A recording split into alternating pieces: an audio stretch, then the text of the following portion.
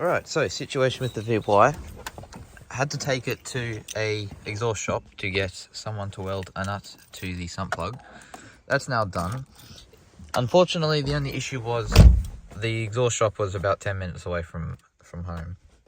The problem with that being I had to drive the car with coolant in the oil because I couldn't get it out. I tried sucking it out, that didn't work. So Dad said when he drove the car, I didn't get to take the car, unfortunately. He said it sounded like it was starting to tick pretty bad. I haven't heard it. I know it had a small tick before, but I want to listen to it now and see if it's any worse. He said it gets worse as it's hotter though, so let's start it.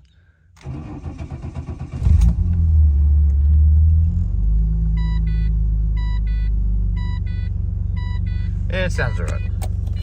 For now.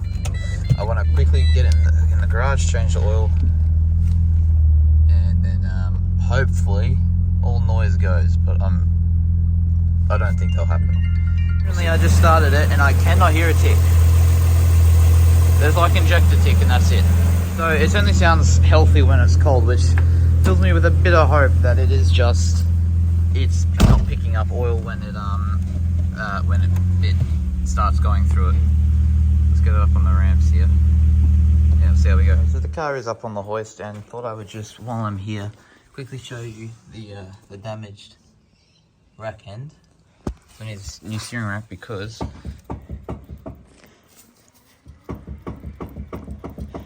that's your knock.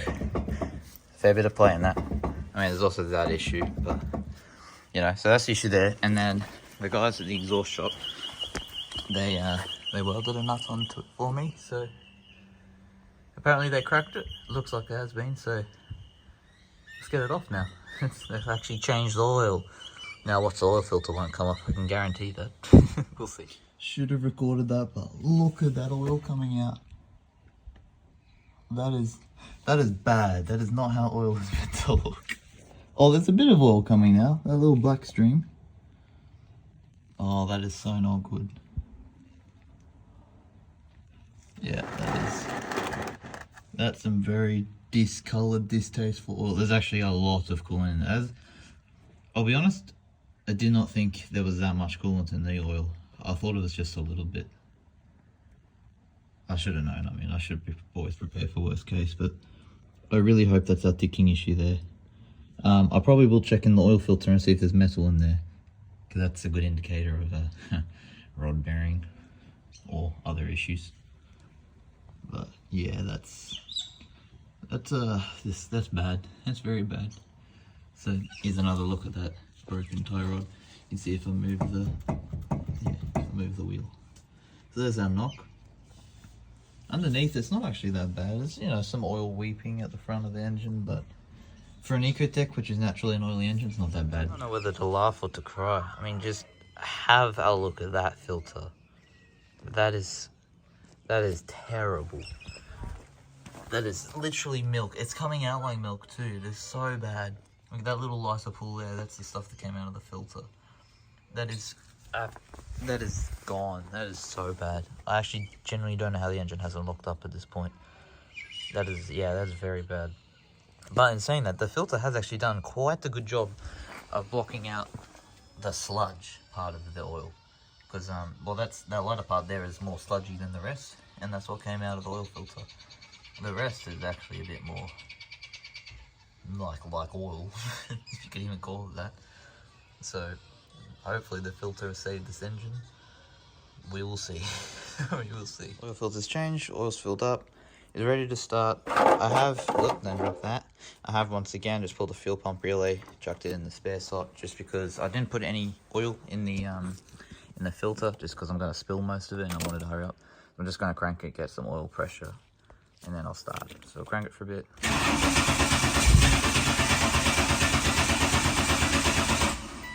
Still wants to fire. That's alright, didn't fire luckily. Now, fuel pump relay back. I'm really going to drop that lid one day. Put that back. Now we go to start. So I've checked the level, it is all good. Prime it once. I'm just going to prime it one more time. Then prime, whatever.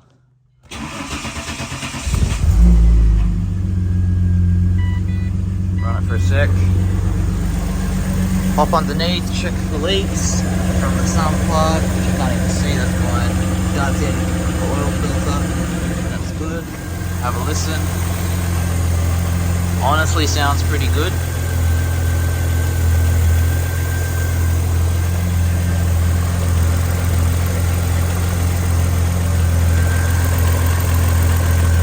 I hear a bit of Valtrain noise, a bit of rattle, but like nothing abnormal. No, maybe a little bit. There's a bit from underneath. Every single light on the dash that could be on is on, except the check engine light.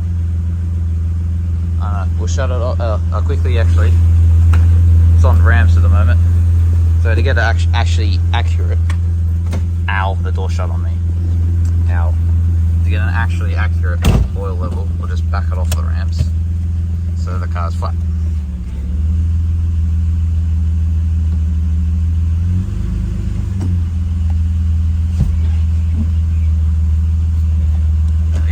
Alright, now we'll switch it off.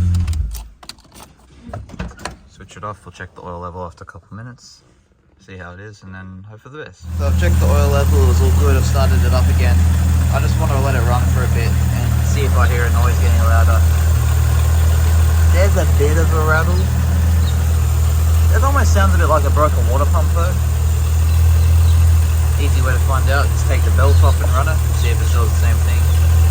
But for now it sounds alright. So it's alright, considering this engine. But I'll let it run for a bit, see if it gets any worse. Well up to operating temp. Certainly hear a knock rattle.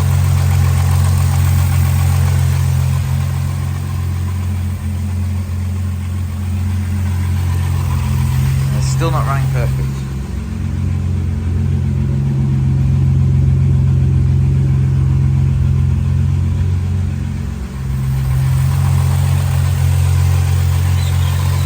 Certainly hear a knock.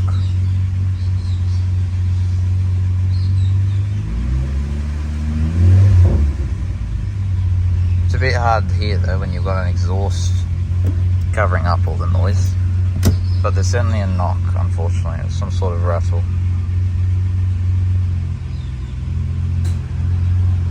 Oh, the AC flicks on. Interesting. We'll go for a quick drive around the block, see how it is. I can tell you straight away, it actually feels alright to drive, except for the terrible suspension.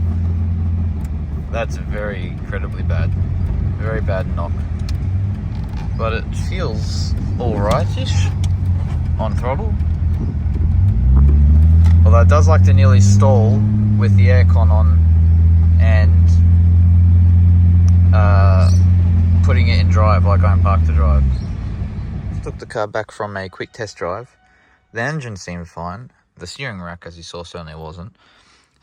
One issue it does have though is that about 3,000 RPM, if you're giving it not even much acceleration, just you're accelerating, there's a bit of a, there's a vibration coming from the rear that lasts for a couple seconds.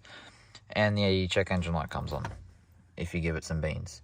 So I don't know why. I'm just quickly trying to scan the car without actually having a proper scanner.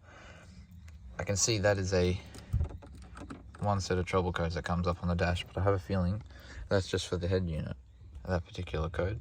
That's unfortunate. The check engine light does not come up in the cluster and the ABS light keeps flickering. So I really don't know what is actually going on here.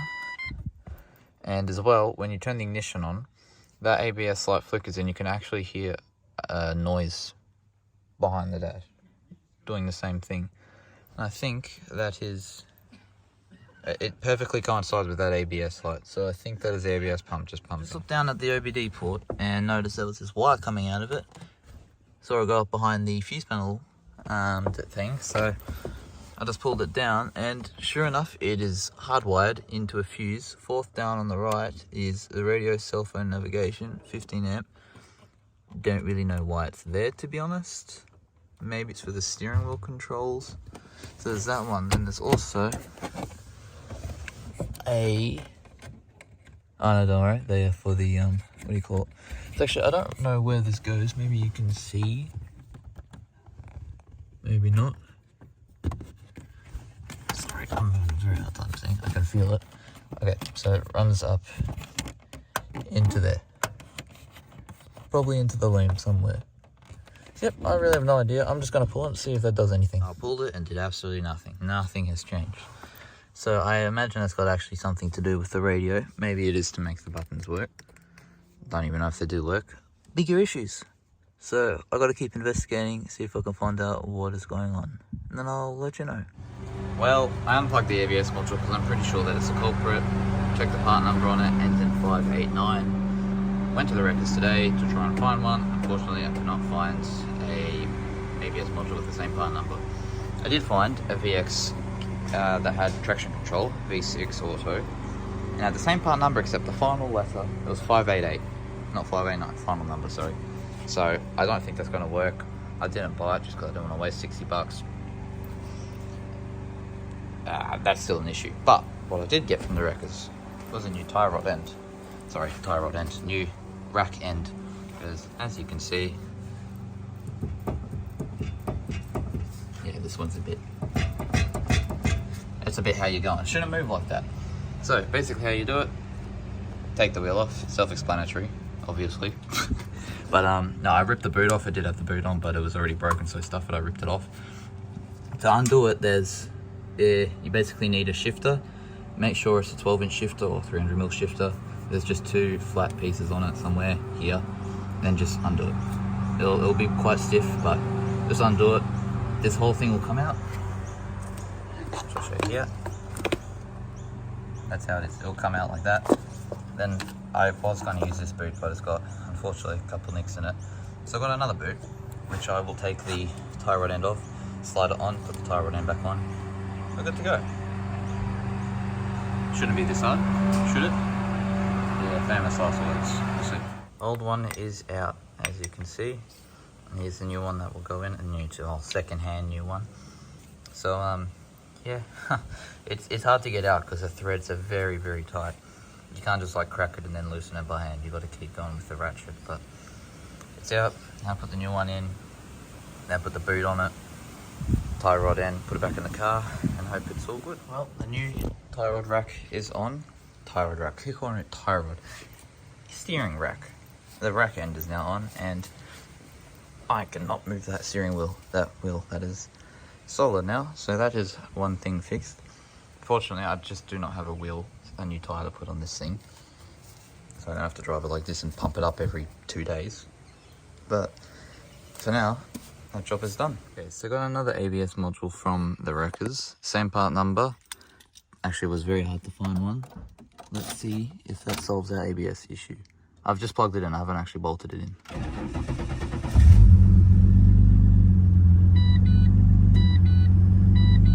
No. Still got ABS light, still got the airbag light.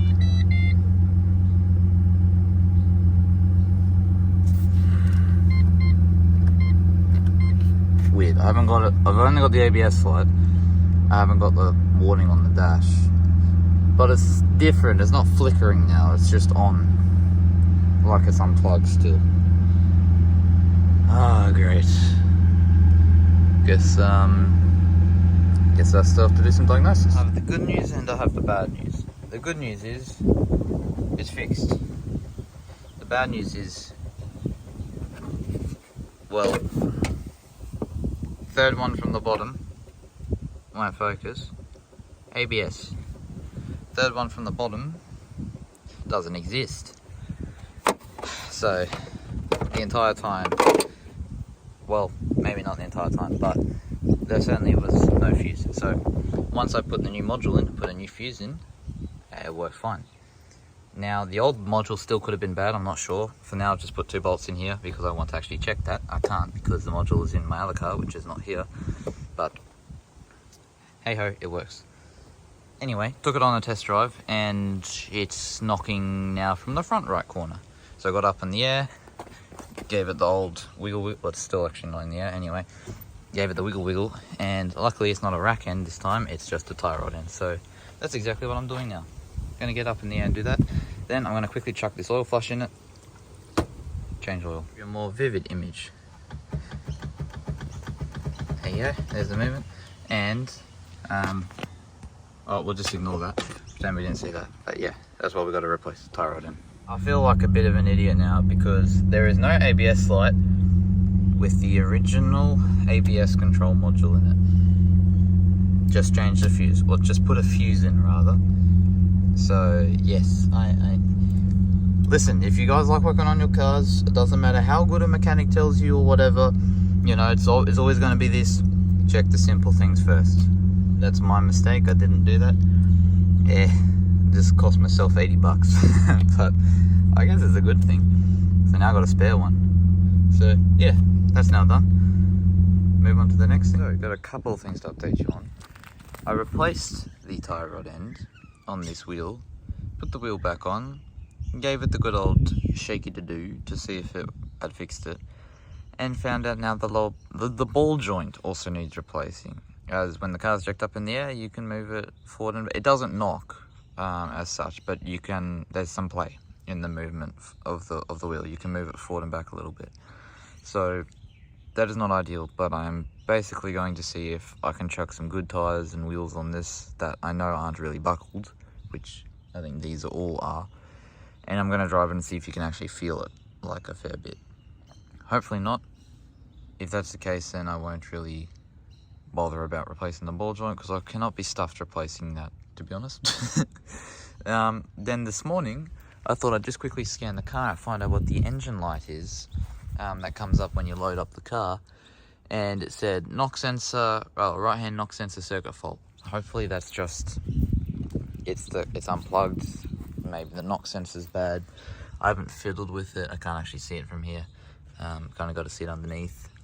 Hopefully it's just the knock sensor that's bad. Either way, I'm going to clear that code and chuck some good wheels on it, take it for a drive and see if it comes back, which it probably will.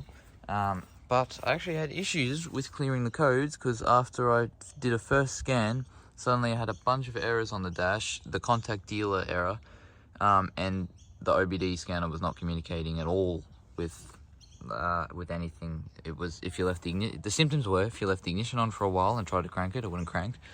So I had to lock and unlock the car to do that again. Also had issues with, this thing wouldn't communicate. Like if I had the ignition on and I tried to read the codes in the BCM, let's say, it wouldn't read the codes unless I flicked the key to a different position, usually to accessory power and then back to ignition. Then it would quickly read, although I don't believe it was reading all the codes. Like sometimes it would throw codes, but they seem to be just kind of random, to be honest. Either way, in the end, I thought it's very similar symptoms, again, of an ABS module. Now this is the original one that was on the car, the one that I thought was good, because remember I changed them, then found the fuse was missing, put a new fuse in, put the old module on, everything was fine up until I scanned the car. Unplugged it, everything went away. So the old one is bad, just it's sometimes bad, not all the time bad. I've never seen that before, so that's a new one. So a good thing I do still have the new ABS module. I'll have to put that one in. So yeah, a bit of an interesting morning, but I think now I'll just get some different wheels on this car and hopefully take it for a test drive. Alright, just gonna quickly take the car for a quick little test drive and just see if there's anything suspension wise I should know about. Other than that's awful steering alignment. That's that's pretty bad. But I'm pleased to say, no knock, no suspension knock. That's really good. That's about all I needed to know. Let's do a quick U-turn, give it a pull, and see if the engine light comes back. Alright, let's see. Give it some beans. Yep. Big vibration, check engine light. Big vibration, like 3,000 RPM, it's a massive vibration. That's the engine light. So, do a quick scan, pretty sure it will be the knock sensor, which I will have to deal with another time. I'll have a look. Sure enough, right knock sensor circuit fault. So that's something I'm going to have to dig into. I'll have to look. But even more interesting are those two codes, theft deterrent and low speed fan. That's what I was having before when things weren't working. So maybe that's still because the ABS module's unplugged. I'm not sure. But I'm not going to worry about it for now. I'm just going to pretend I didn't see that. But the sensor, that's what's causing the engine light. So something to investigate later. Well, I have actually been test driving this car now for 2 days, taking it to work and back, which is actually a long trip. It's about 2 hours. So far, things have actually been going well, other than the AC isn't as cold as I originally thought it was, because both days have been 37 degrees. But yeah, literally so far everything has been good. Other than just, the alignment, which is like that, but I can fix that up. Still got the engine light. I'm going to hopefully quickly chuck it up on a hoist and just, I have a different knock sensor from an old engine I have. Hopefully I can put that on and see if that fixes it, but that'll be something for next episode. Hopefully next episode will be the last one. Fix up a final few things, get it sold. Hopefully get my money back on it at least. That would be nice. I'd like to at least break even, knowing I saved the car. But yeah, with that being said, thank you very much for watching, and God bless.